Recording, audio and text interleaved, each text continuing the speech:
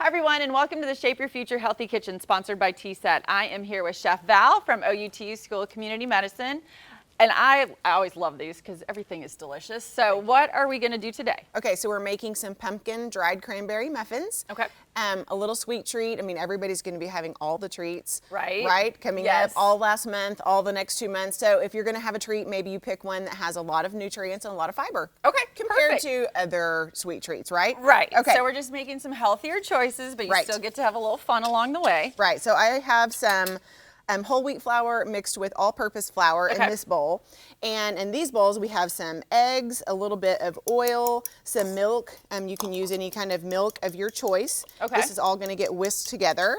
And then this is all kinds of sweet spices, like people talk about the pumpkin spice all the time. There's no pumpkin in that. It's only the spices, right? So this It's is a a secret cinnamon, ingredient. ginger, nutmeg, cloves. That's Okay. what we're talking about when we talk about pumpkin spice. Perfect. That's the spice. Yes, and then we're gonna put some dried cranberries in there. Okay. And I like to put the dried cranberries in first, and this is true with all fruit. When you mix into a quick bread, you like to get it covered with the flour a little bit. Really? Yes. Okay. It keeps it suspended in the batter a little bit better.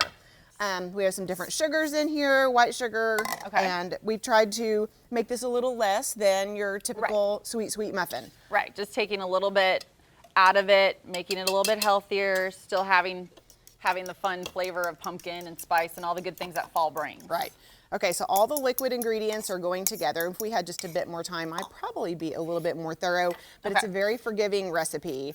So all the liquid getting whisked together, and that's gonna get folded into the dry. And now, does the pumpkin help because it already has like that softer texture? You don't need to use as much oil and things like that. That makes a Exactly. difference too. That's exactly, like in many recipes, you can substitute applesauce for some of the oil. This is the same thing with pumpkin because it is a very liquidy mixture. Okay. Okay, so these are just gonna get folded together. Oh. And again, if you don't love dried cranberries, you could substitute it for something else, or you could leave it out altogether. Yesterday, I gave my daughter one after school and said, "How do you like it?" She said, "Mom, you know I don't like dried fruit and things." Okay, She was definitely letting you know. You're like, all right, well, you can Right. leave that out if It's you an have option. children like that as well. Yes. So anyway, I still thought they were very good, but you could substitute out different dried fruit. You could use nuts or sunflower seeds or some sort of seed.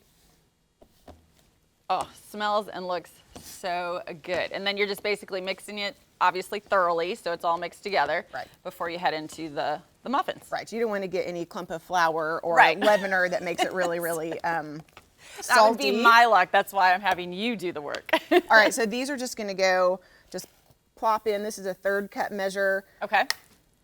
But basically, this is it. So breakfast, this is a great after-school snack, just even a little dessert. This is great, and they taste delicious. So thank you very much, as always. If you want to learn more about this recipe or any of the other recipes, go ahead and head to kjrh.com.